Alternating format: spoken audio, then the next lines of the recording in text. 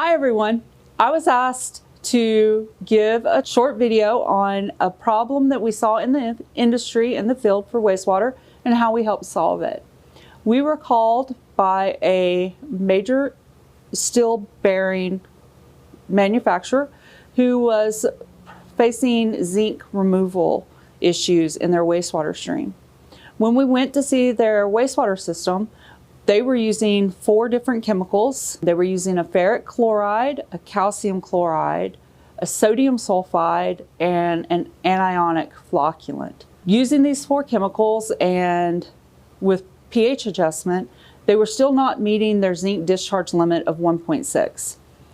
We tested their wastewater and we found that we could take them from the 4 products down to 2.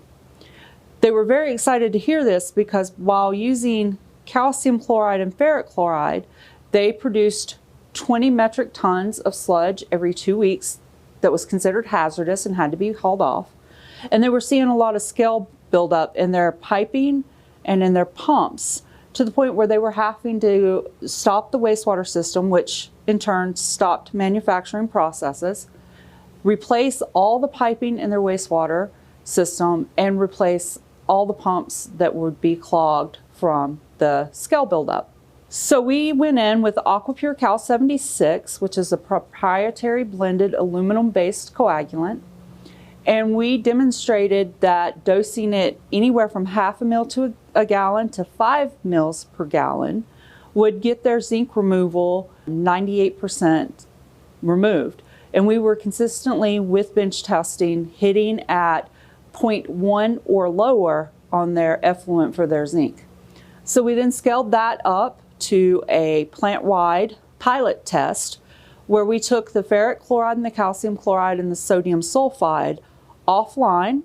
We plugged in the AquaPure Cal 76 and we would test their influent to see where their zinc level was and scale up and down the AquaPure to show them how dosing this one product would consistently get them below 0.1 milligrams per liter or parts per million zinc in their effluent. They in turn no longer have to replace their pumps or their piping because there is no scale buildup with aluminum, and their sludge production was cut from 20 metric tons every 2 weeks to 10 tons every 2 weeks. So that's a problem we saw in the field and how we solved it.